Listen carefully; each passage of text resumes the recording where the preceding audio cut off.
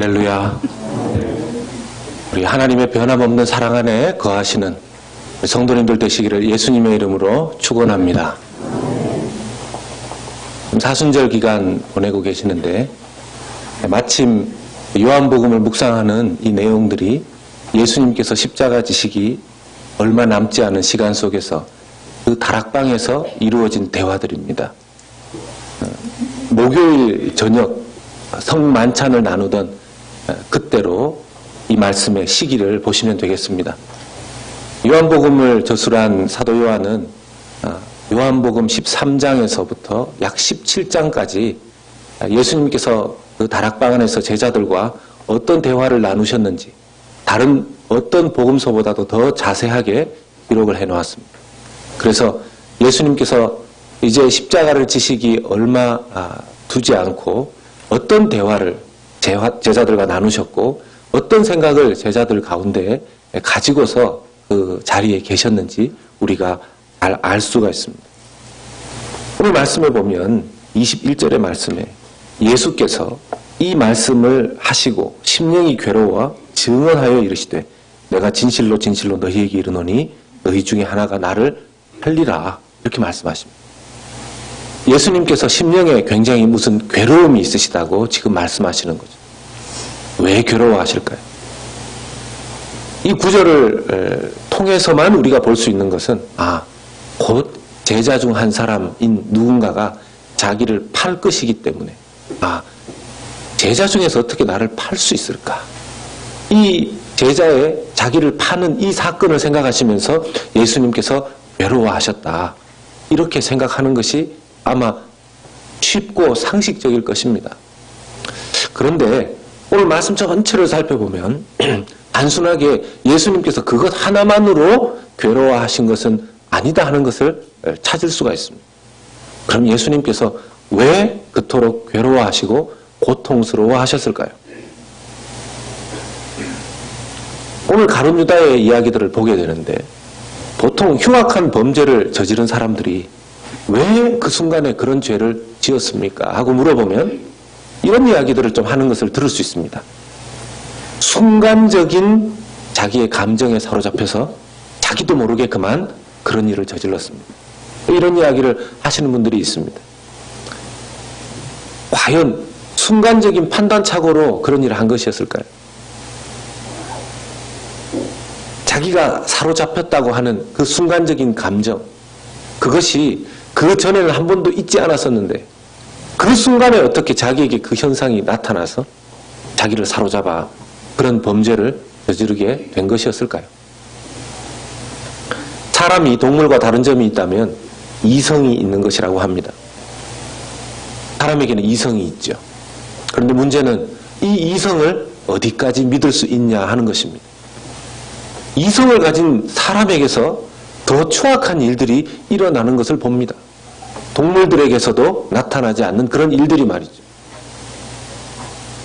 기독교 역사 속에서 가장 안타까운 사람 중에 한 사람을 꼽으라면 단연 오늘 우리가 말씀을 통해서 보는 가룟 유다를 생각해낼 수 있습니다.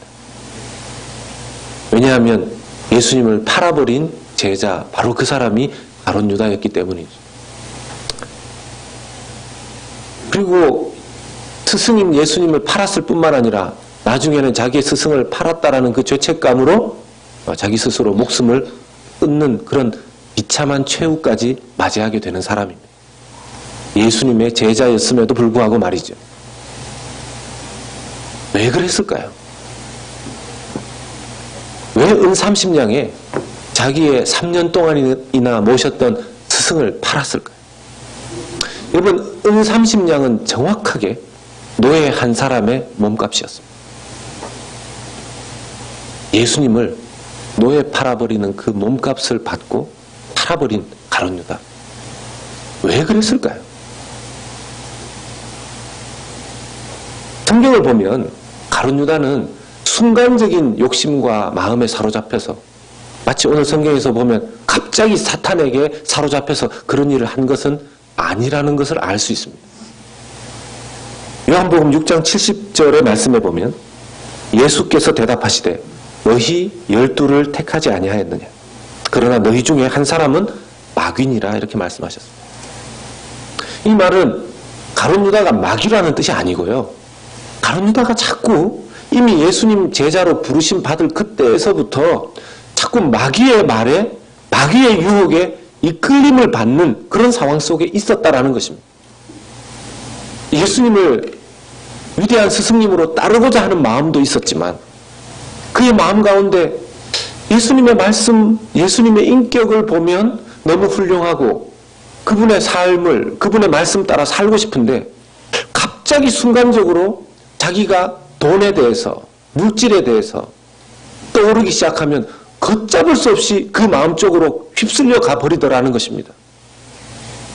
그 가룟 유다의 마음에 이 두 가지 마음이 너무나 극명하게 들어있어서 때로는 자기가 어느 마음을 선택해야 될지도 모를 정도의 그런 상태에 놓여 있었다라는 것이죠.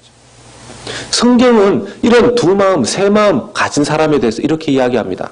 야고보서 말씀에, 야고보 1장 8절 말씀에 두 마음을 품어 모든 일에 정함이 없는 자로다. 가룟 유다의 마음에는 이 두 마음, 세 마음 이런 마음이 있었기 때문에 빨리 그 마음을 이런 마음은 안 되지. 이런 마음은 뭔가 문제가 있는데 그래야 되었을 터이온데 그 두 마음을 자기 스스로 그냥 가만히 내버려 두는 것이죠. 어쩔 수 없어. 이건 내 마음이니까. 이렇게 생각했을 것입니다. 이런 마음이 있을 때 야고보 사도는 이렇게 권면합니다. 마음을 잡기 위해서. 야고보서 4장 8절의 말씀입니다. 하나님을 가까이 하라. 그리하면 너희를 가까이 하시리라. 죄인들아 손을 깨끗이 하라. 두 마음을 품은 자들아 마음을 성결하게 하라. 하나님을 가까이 하면 그 마귀가 자꾸만 유혹하는 마음을 이길 수 있다는 것이죠. 근데 이게 쉽게 됩니까? 사람 마음이 단순하게 딱 정리가 잘 안 됩니다. 한 길 물속은 알아도 10길 물속은 알아도 그게 맞습니까? 옛날 속담이라서 이게 많이 헷갈리는. 사람 마음속 잘 모른다 하지 않습니까? 짧은데. 우리도 우리 마음 참 잘 모릅니다. 분명히 중국집에 갈 때 짜장면을 먹겠다고 갔는데 옆에 있는 사람이 짬뽕을 먹으면 짜장면을 먹어야 될지 짬뽕을 이게 헷갈리는 거죠.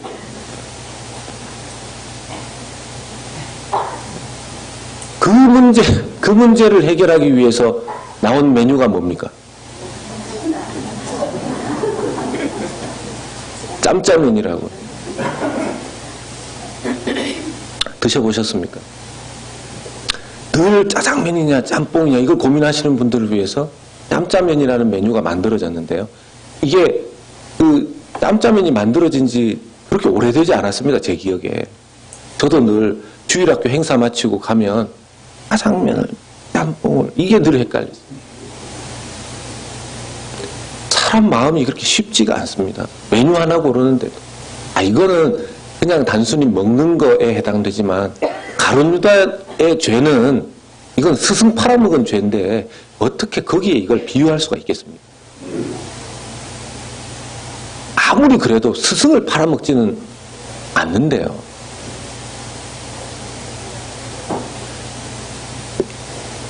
예수님께서 괴로워하셨던 이유가 3년 동안이나 데리고 있었던 같이 잠자고 같이 밥 먹고 했었던 그 제자가, 그 사랑하는 제자가 자기를 팔기 때문에 금세 바로 직전에 뭘 해줬습니까?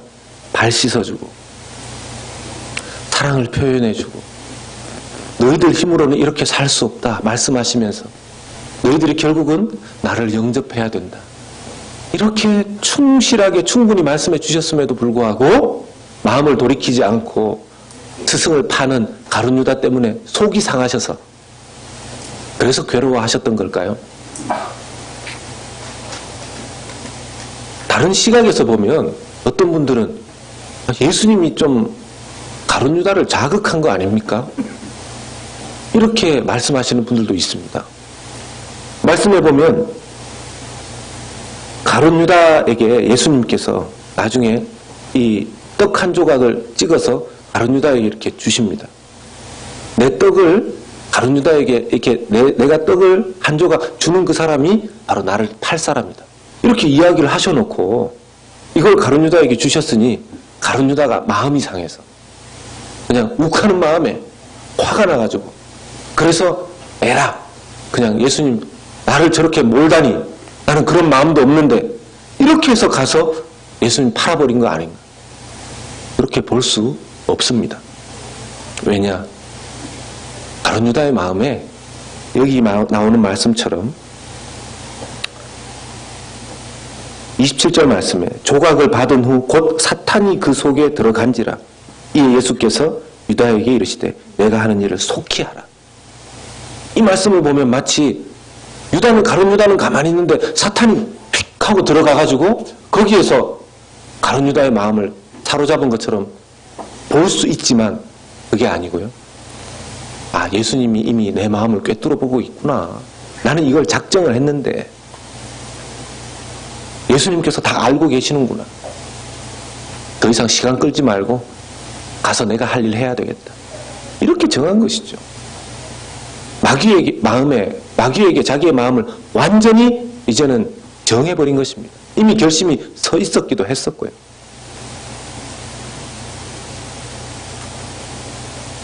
그런데 가룟 유다는 정말 나쁜 사람이라고 치더라도 그럼 다른 제자들은 어떻습니까? 지금 그 장면에 두 사람이 좀 부각되어서 등장을 하는데 한 사람은 베드로이고요. 한 사람은 예수님의 품 안에 이렇게 누워있던 예수님께서 사랑하시는 한 제자라고 그럽니다.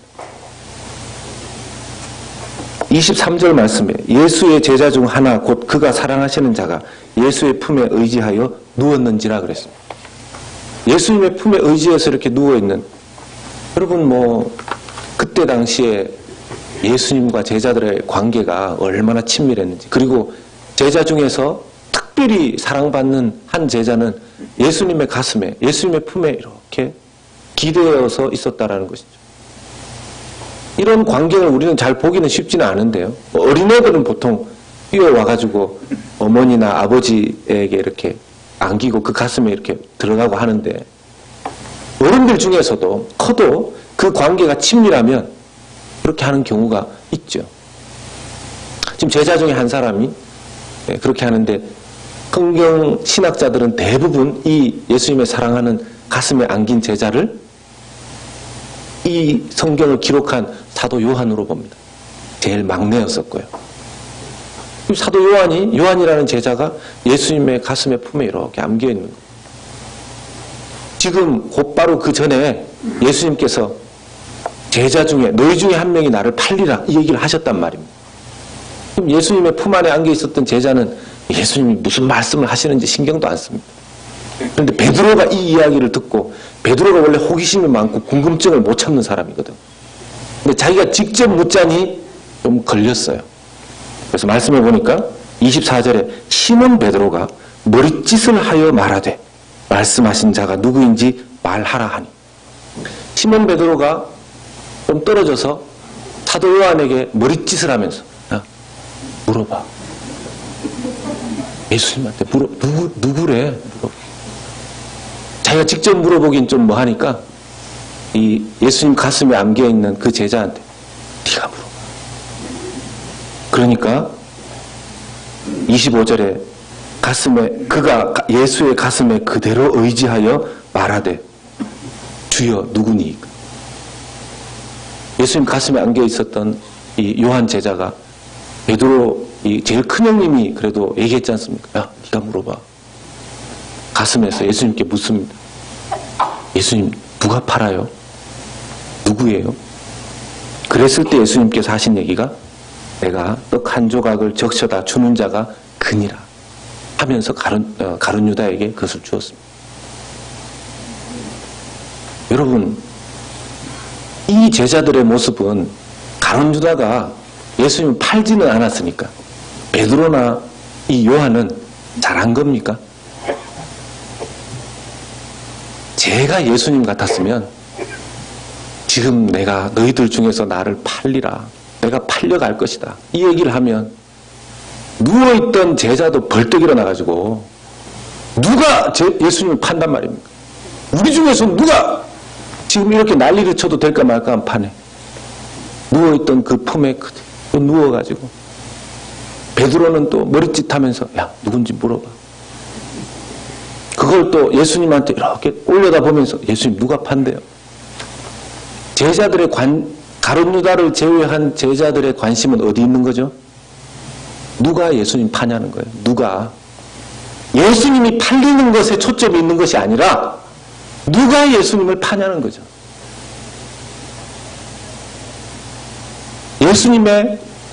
예수님에게 관심 있는 게 아닙니다. 누가 더 나쁜 놈이냐는 거예요. 누가 이 나쁜 짓 할 거냐는 겁니다. 여러분, 인간의 이성 가운데 우리가 죄의 잣대를 들이미는 게 보통은요, 절대적인 기준이 아니라 상대적인 기준입니다. 누가 더 나쁘냐는 거지, 세상에 안 나쁜 사람이 어디 있습니까? 세상에 드러나게, 들키게 죄를 지은 사람이 나쁘게 더 보이는 것이지, 우리가 숨은 죄, 들키지 않은 죄가 얼마나 더 많습니까? 가룟 유다는 눈에 보이게 나쁜 사람으로 등장하는 것은 당연한 것이지만 예수님의 제자들도 그렇게 예수님에 대한 사랑과 관심이 드러나 있지 않습니다. 자기만 아니면 괜찮다는 거죠. 누가 예수님 파냐? 나 아니야? 오케이. 나만 나쁜 사람 아니면 된다는 거죠. 나한테 피해 오지 않으면 된다는 거죠. 내가 죄 짓지 않으면 된다는 거죠. 다시 한번 21절에 예수님께서 그 심령에 괴로워하셨다는 그 부분을 생각해 봅시다. 예수님이 정말 괴로워하셨던 건 뭘까요? 자, 가룟 유다는 자기 팔아먹고 베드로나 자기 품속에 사도 요한 제자는 자기가 팔려가는 것에 대해서는 아무 관심도 없고 그냥 누가 자기를 팔 것인가 그 사람 찾아내는 데만 관심이 있고 자기에게 전혀 관심 없는 제자들 그들을 보면서 예수님께서 괴로워하셨던 걸까요? 물론 우리가 아는 바 신학적으로 더 분명한 예수님의 괴로움, 고통이 있습니다. 뭐죠? 이제 곧 지게 되는 십자가의 고통입니다. 십자가의 괴로움입니다. 그런데 여러분, 예수님이 이 십자가의 괴로움 모르셨을까요? 예수님이 이 십자가의 고통 예상 못하셨을까요? 예수님 십자가 지실 일 알고 계셨습니다. 이 땅에 오실 때 십자가 지시기 위해서 오신 거 아닙니까? 비록 가룟 유다라는 자기가 사랑하지만 자기 스스로 범죄해서 자기 스스로 두 마음 중에서 한 마음을 먹어버리고 자기 스스로 악한 것을 결정해서 예수님을 팔아버리는 그 일을 한 가룟 유다가 안타깝기는 하지만 예수님은 그것조차도 받아들이시는 거죠. 그러면 예수님의 더 큰 예수님의 십자가 고통 플러스 또 다른 괴로움은 무엇이었을까요? 예수님께서 십자가를 마다하실 마음은 전혀 없으셨습니다. 그게 고통스러운 것이긴 하지만 왜냐? 여러분, 예수님이 제자들을 얼마나 사랑하시는 것을 보여주셨습니까? 그런데 그 사랑하시는 제자들을 발 씻겨주시면서까지 그렇게 사랑을 표현해 주셨는데 예수님께서 만약 제자들을 이 십자가를 피해버리신다면 가룟 유다가 자기를 팔 것을 알고 가룟 유다를 야단치면서 너 이놈! 어떻게 네가 스승을 팔아버릴 생각을 할 수가 있느냐. 이 나쁜 녀석. 그리고 여러분, 예수님이 어떤 분이십니까? 죽은 자도 살리시고 산 자도 죽이실 수 있는 분 아닙니까? 여러분, 세상을 만드실 때 삼위 하나님 중에 예수 그리스도도 함께 계시지 않았습니까? 노아의 시대에 홍수로 심판하실 때 삼위 하나님 가운데 예수 그리스도도 함께 계시지 않았습니까? 마지막 날에 이 땅을 심판하고 산자와 죽은 자를 고르실 때 삼위 하나님 가운데 예수 그리스도도 함께 계시지 않습니까? 그러면 예수님이 왜 괴로워하십니까? 그 정도의 가룟 유다 말 한마디면 그 자리에 죽일 수도 있는 분이 예수님 아니십니까?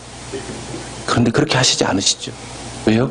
십자가를 피하면 자기가 사랑하는 제자들 살리지 못하기 때문이에요.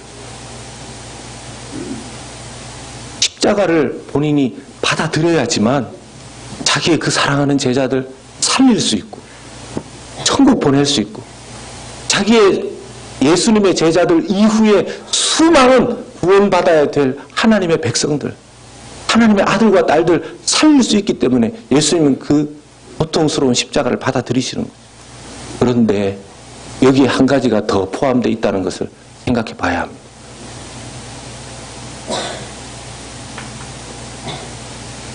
예수님의 십자가 고통, 괴로움, 그것이 예수님의 괴로움이기도 하였지만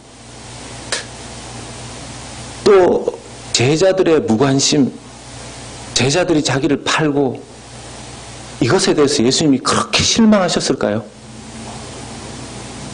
성경 어디를 봐도 예수님께서 제자들의 이 무관심과 제자들의 이 배신을 실망하셨다라는 말씀은 없습니다. 예수님의 마음 어디에도 예수님의 제자들 때문에 서운하셨다라는 이야기가 없습니다. 알고 부르셨어요. 같이 계신 3년 내내 이 한 장면만이 아니라 예수님의 제자들은 수없이 많이 변심하고 3년 내내 예수님의 제자들은 예수님께 관심이 있었던 게 아니라 자기 자신에게 관심이 있었습니다. 예수님을 따라다닌 이유는 예수님을 사랑해서가 아니고 자기를 사랑해서였었습니다. 그럼 이게 우리의 마음도 같지 않습니까? 우리가 정말 하나님을 사랑해서, 여러분 설교 중에서 정말 어려운 설교가 하나님 사랑을 설교하는 부분. 어떤 목사님이 하나님의 사랑을 설교하느니 차라리 그냥 울겠다 그러신 분이 있어요. 그만큼, 왜냐하면 우리는 하나님의 사랑에 대해서 너무 모릅니다. 너무 모릅니다. 저같이 인간적인 사랑만 경험한 사람이 하나님의 사랑을 조금 맛봤다고 하지만 하나님의 사랑을 설교한다는 것은 너무너무 어려운 일입니다. 그런 관점 하에서 예수님이 제자들, 12제자들, 그 당시에 있었던 예수님을 따르던 제자들의 수많은 변심과 낙심과 철부지없고 자기 자신을 사랑하면서 예수님을 따라다니고 그걸 예수님 다 아셨습니다. 그러면 예수님이 괴로워할 이유가 뭐겠습니까? 배신 때문에 괴로워하는 것도 아니고 무관심 때문에 괴로워하는 것도 아니라면 예수님이 정말 괴로워하셨던 이유 중에 십자가 플러스 또 하나의 괴로움은 제자들이 자기가 십자가를 지기 위해서 가 있는 그 시간 동안 제자들의 괴로움을 생각하시면서 괴로워하셨던 거예요. 여러분, 그 사랑했던 제자들이 예수님이 십자가를 지시기 위해서 이제 군인에게 끌려가시고 재판받으시고 채찍질 당하시고 십자가에서 죽으시고 다시 부활하시기 시간까지 예수님의 제자들은 낙심, 가장 강한 낙심,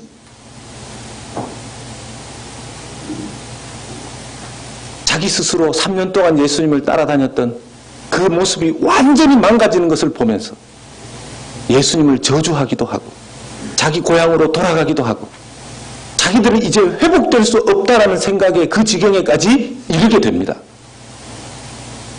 예수님이 자기들 곁에 없는 그 기간 동안 예수님은 그걸 괴로워하셨습니다. 잠시이지만 목자 잃은 양처럼 괴로워할, 힘들어할, 무너질 그 제자들을 염려하시고 가슴 아파하셨던 거예요. 그게 예수님의 이 괴로움 속에 십자가 플러스 제자들을 향한 염려와 걱정이 예수님의 괴로움 안에 포함되어 있었습니다.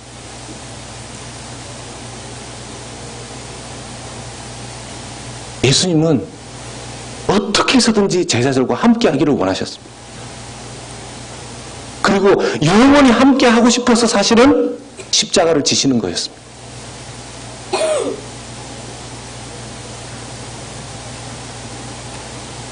이걸 깨닫는 것이 얼마나 어렵고 또 얼마나 중요한지 모릅니다. 우리 믿는 사람들이. 사도 바울이 이 부분을 좀 깨닫고 이렇게 찬송합니다.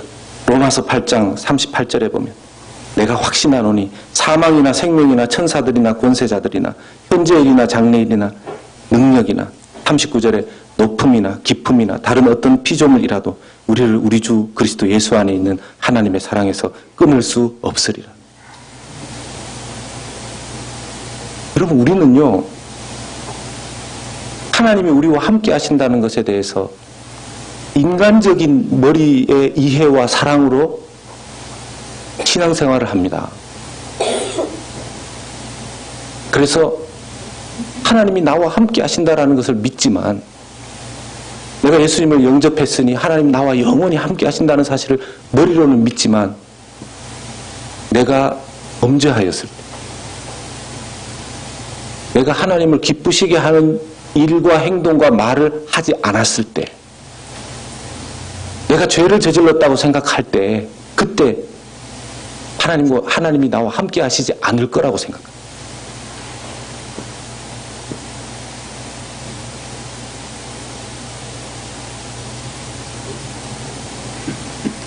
그런데 예수님의 이 괴로움을 잘 들여다보면 예수님은 우리가 어떤 죄를, 어떤 나쁜 생각을,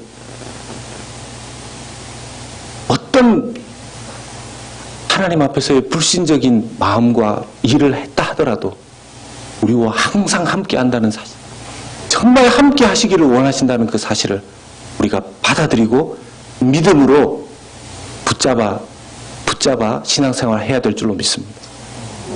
이게 정말 중요합니다. 하나님이 우리를 향한 그 사랑, 십자가에서 우리에게 베풀어 주신 그 사랑을 통해서 우리에게 원하시는 것, 내가 너희와 함께 있다. 그 제자들과 함께 있기를 원하는데 잠시 떨어져 방황할 그 모습까지 예수님 힘들어 하십니다. 우리가 한번 영접하여 모셔드린 그 예수님, 우리가 죄를 짓든 안 짓든 영원히 우리와 함께 하시는 줄로 믿으시기를 주의 이름으로 축원합니다. 절대로 놓치지 않으시고. 그래서 여러분, 우리가 그 예수님 믿고 죽을 수 있는 거 아닙니까? 우리가 이 세상에서 선한 일을 해서 죽어 천국 가는 것 같으면 어떻게 죽을 수 있습니까? 죽을 때 정신이 돌아온다고 하는데요. 내가 지었던 죄들이 떠오른다고 하는데요. 내가 잘못했던 말들이 떠오른다고 하는데요. 천국 가서 비디오처럼 보여준다는 이야기도 있는데요. 내 삶의 모습들을 비디오처럼 촬영해서 막 보여줄 때 나 뜨거워서 견딜 수 있겠습니까? 그 자리에서. 내 발로 지옥 가겠습니다라고 말하고 싶죠. 그런데 우리가 한번 모셔드린 그 십자가에 우리의 죄를 지불해 주신 예수님 믿고 모셔드렸을 때 그 예수님은 우리와 영원히 함께 하신단 말입니다. 그 제자들의 모습 전혀 개의치 않고 함께 하시기를 원하셨던 그 예수님이 지금 우리와 영원히 함께 하시는 주님이신 줄 믿으시기를 축원합니다. 아멘. 그래서 이제는 내가 하나님 앞에 아무것도 못해도, 내가 하나님 앞에 범죄해도, 내가 너무 이기적이었다고 생각이 들어도 하나님께서 나와 함께 하심을 의심하지 않는, 마귀는 그걸 계속 의심하게 하지만 의심하지 않는 여러분들 되시기를 축원합니다. 2014년에 한국교회에 중요한 한 분이 소천하셨습니다. 방지일 목사님이라. 103세로 소천하셨어요. 평안북도 선천이라는 곳에서 태어나셔서 평양신학교로 졸업하셨습니다. 평양신학교 졸업하실 때 1등으로 졸업하셨어요. 그때 당시에 박형룡 박사님, 한국교회 유명한 신학의 토대를 놓으신 이런 분들이 그때 같이 동기셨어요. 그분들이 유학 가셨죠. 방지일 목사님 중국에 선교사로 가셨습니다.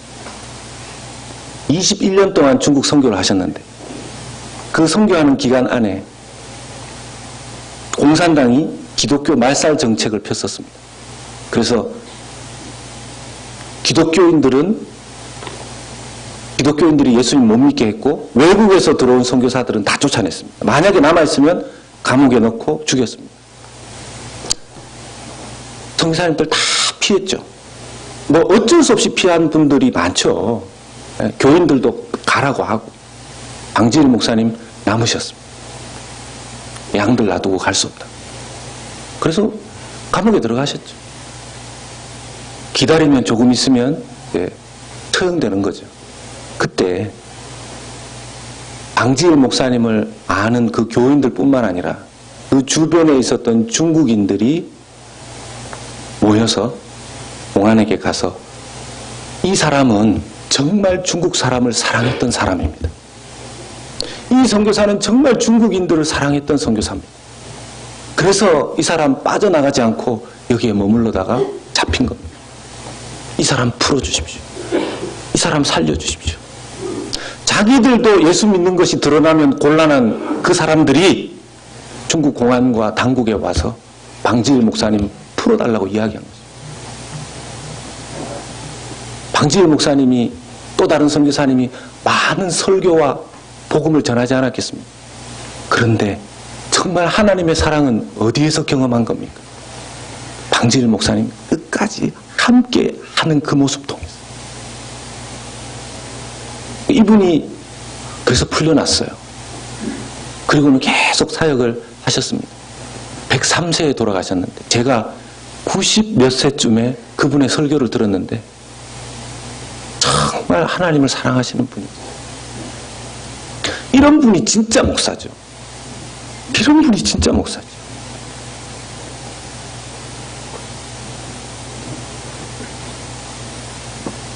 여러분, 우리가 할 수 있는 것이 뭡니까? 그런 하나님의 사랑을 좀 믿는 겁니다. 젊을 때 하나님을 위해서 일하고 직분을 가지고 뭐 있으면 하나님 사랑하는 것 같고,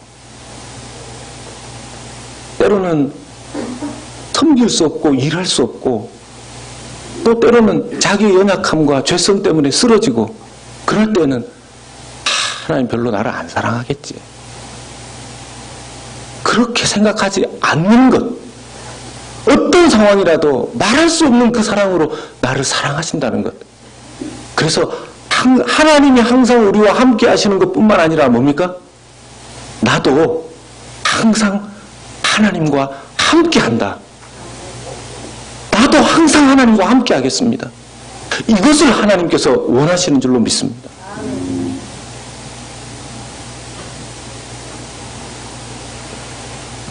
하나님에 대해서뿐만 아니라 우리 주변에 대해서도 예수님과 우리가 함께 사는 것처럼 우리도 예수님의 사랑으로 함께 살도록 애써야 할 것입니다. 서로 달라도, 서로 안 맞아도, 나보다 그 사람이 더 이기적으로 보여도, 실망스러워도, 저 사람 정말 자기밖에 모른다는 생각이 들어도 우리가 예수님의 사랑을 알고 믿는다면 함께 해야 된다는 것입니다. 아멘이십니까? 우리 옆 사람에게 이렇게 한번 말씀해 주십시오. 나는 당신과 함께 하겠습니다. 자기가 자기 자신에게도 말해 주십시오. 나는 하나님과 함께 하겠습니다. 참 묘한 현상입니다. 나는 당신과 함께 하겠습니다 보다 꼭 나는 하나님과 함께 하겠습니다 소리가 더 커요. 일부 때도 그러던데. 어쨌든 우리가 서로 함께 해주고 하나님과 함께함을 언제라도 변함없이 어떤 틈도 없이 하나님과 함께함을 믿으시기를 바랍니다. 우리 3월 이번 달 마지막 주간에 고난주간 특별 기도회가 있습니다. 그 기도회 때 여러분 많이 참석해 주시고 그 주제처럼 십자가 그 놀라운 사랑 회복하는 그런 귀한 한 주간 될 수 있기를 소원합니다. 어떤 상황 속에서 변함없이 함께 하시는 그 사랑의 주님과 함께 하시는 여러분들 되시기를 예수님의 이름으로 축원합니다. 우리 같이 한번 소리내서 기도하겠습니다.